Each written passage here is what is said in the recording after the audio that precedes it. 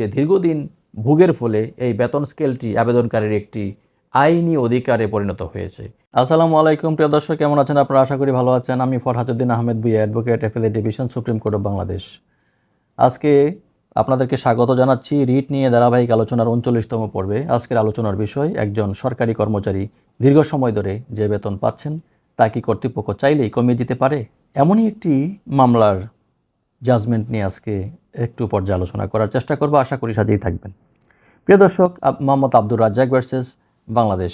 এই মামলাটি রিপোর্টেড হয়েছে 11 MLR-এ। এটা 2006 সালের মামলা। পৃষ্ঠা নাম্বার 57 থেকে 62-তে আপনারা পেয়ে যাবেন। মামলার পটভূমি এবং প্রতিকার কী চাওয়া হয়েছিল? আবেদনকারী কিন্তু কৃষি মন্ত্রণালয়ের অধীনে দীর্ঘ সময় ধরে একটি নির্দিষ্ট পে স্কেলে বেতন পাচ্ছিলেন, কিন্তু হঠাৎ কোনো নোটিশ ছাড়াই কর্তৃপক্ষ কিন্তু তার পে স্কেল কমিয়ে দেয়। এই যে বিষয়টা, এটা নিয়ে কিন্তু একটি প্রতিকার চাওয়া হয়েছিল বাংলাদেশের সংবিধানের 102 অনুচ্ছেদ অনুযায়ী রিট পিটিশনের দায়েরের মাধ্যমে।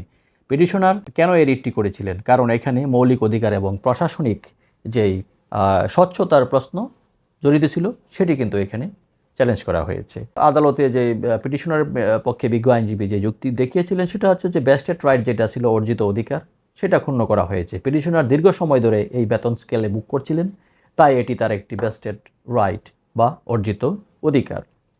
আর তাকে কোনো নোটিশ দেওয়া হয়নি। বেতন কমানোর আগে তাকে কোনো আত্মপক্ষ সমর্থনের সুযোগ দেওয়া হয়নি।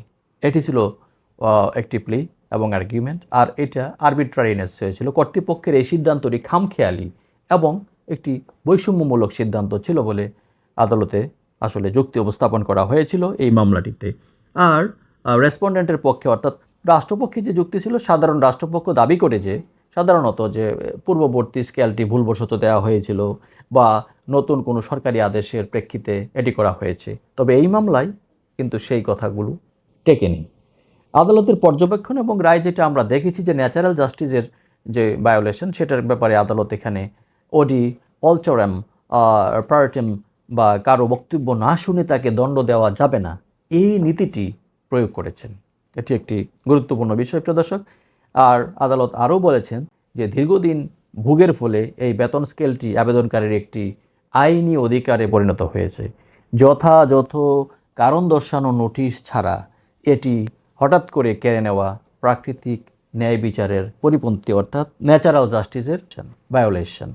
মামলার মূল রায়ে মহামান্য আদালত উইদাউট লফুল অথরিটি হিসাবে এই যে ঘোষণা করেছেন, অর্থাৎ এটার কোনো লিগ্যাল ইফেক্ট নেই। যে সিদ্ধান্তটা কর্তৃপক্ষ দিয়েছে তার বেতন কমানো সংক্রান্ত, সেটাকে আইনগত কর্তৃত্ব বহির্ভূত এবং আইনি ফলাফলবিহীন বলে এটাকে ঘোষণা করেছেন।